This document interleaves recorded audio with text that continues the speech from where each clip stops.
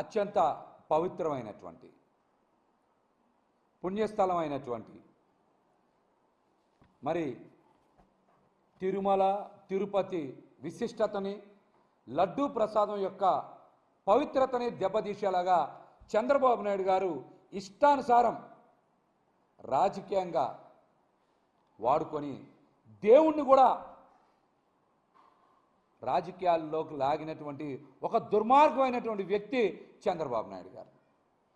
చంద్రబాబు నాయుడు గారు ఆయన రాజకీయ ప్రయోజనాల కోసం, వ్యక్తిగత స్వార్థం కోసం, స్వలాభం కోసం తిరుమల వెంకటేశ్వర స్వామి పవిత్రతని దెబ్బతీశారని, లడ్డూ విశిష్టతని, అదేవిధంగా వెంకటేశ్వర స్వామి పేరు ప్రతిష్టల్ని నడి రోడ్డు మీద పెట్టారని ఈ రోజున ప్రపంచవ్యాప్తంగా చంద్రబాబు గారిని చేదరించుకోనటువంటి ఒక్క హిందూ గోల్డ్ అందరు ఇష్టానుసారం చేదరించుకుంటా ఉన్నారు. ఆయన ఇష్టానుసారం చంద్రబాబు గారిని చేదరించుకుంటున్నారు. హిందువులన్న ప్రతి ఒక్కరూ కూడా చంద్రబాబు గారు చేసిన పని ప్రతి ఒక్కరు కూడా విమర్శ చేస్తూ ఉన్నారు. విమర్శ చేయనటువంటి ఒక్క హిందువు కూడా లేరంటే ఇది అతిశయోక్తి కాదు.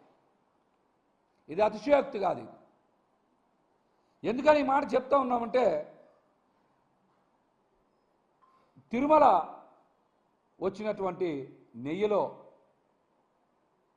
నాణ్యతా ప్రమాణాలకి అనుగుణంగా లేవని, ట్యాంకర్లు తిప్పి పంపామని, ఆ నెయ్యిని ఎక్కడా వాడలేదని ఈవో శ్యామలరావు గారు చెప్తే చంద్రబాబు నాయుడు గారు అవి వాడేశారని అబద్ధ ప్రచారాలు చేస్తూ ఉన్నారు.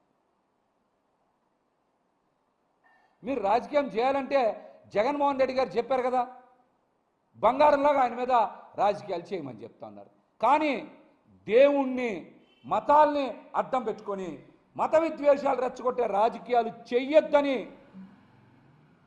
జగన్మోహన్ రెడ్డి గారు చెప్పినటువంటి మాటను కానీ, సవాల్ని కానీ స్వీకరించే దమ్ము చంద్రబాబు నాయుడు గారికి ఉందా?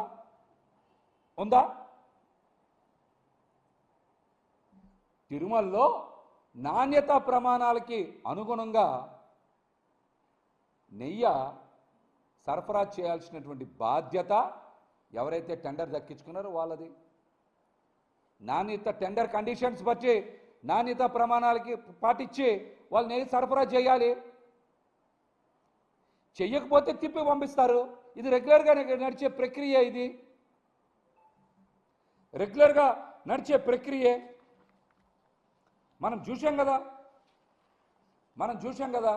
ఇందులో చాలా స్పష్టంగా ప్రజలు కూడా అర్థం చేసుకోవాల్సింది ఏంటంటే, తిరుమలలో నెయ్యి గనక సరిగ్గా సరఫరా చెయ్యకపోతే ఆ విషయాన్ని తిరుమల ఈవో గారు శ్యామలరావు గారు బయట పెట్టాలి. ఆయన ఎందుకు బయట పెట్టలేదో సమాధానం చెప్పాలి.